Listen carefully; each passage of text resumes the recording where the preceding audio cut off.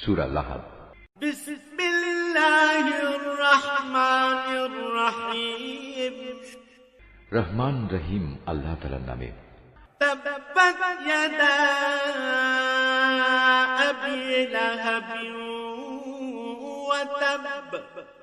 ইসলাম বিরোধিতার কারণে আবু লাহাবের দুনিয়া আখেরাতে দুটো হাতই ধ্বংস হয়ে যাক, ধ্বংস হয়ে যাক সে নিজেও। মা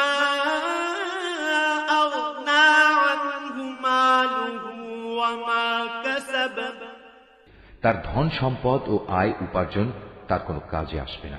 সায়াসলা নারান যাতা লাহাবিন ওয়া ইমরাআতুহু হাম্মালাতাল হাতাব।